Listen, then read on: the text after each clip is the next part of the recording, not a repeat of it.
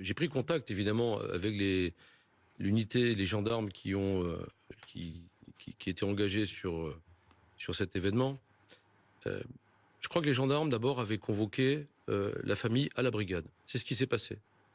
Cette mère de famille est venue avec son petit garçon, mais sa fille n'était pas là. Elle était au collège. Au passage, le petit garçon a fait un malaise dans la gendarmerie parce qu'il ne s'est pas alimenté le matin. Les gendarmes ont appelé les pompiers. Ils ont traité ça avec beaucoup d'humanité. Il faut le dire.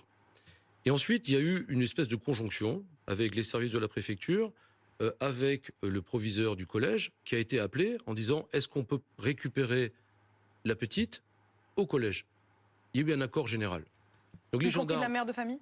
Comment? Y compris de la mère de famille? Oui. Okay. Qui a accompagné d'ailleurs les gendarmes au collège. Donc la mère de famille était présente? Oui, mais elle n'est pas débarquée du véhicule. C'était un véhicule banalisé d'ailleurs, c'était pas un véhicule de gendarmerie, pour que ça se passe en souplesse. Mais cette mère de famille est restée dans le véhicule avec son fils.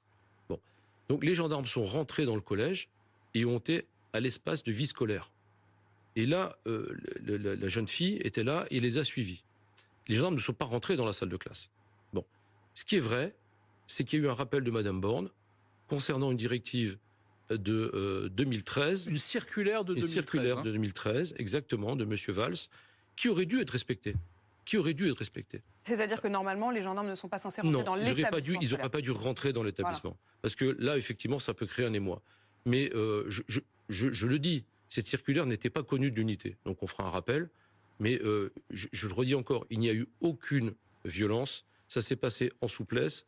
Voilà, on peut regretter, effectivement, que cette circulaire n'ait pas été... je ne suis pas sûr d'ailleurs que le patron de l'établissement ait bien eu conscience de tout ça, comme les gendarmes, comme les services de la préfecture. Donc je dirais que l'erreur est collective et on en prend bon acte. Erreur collective.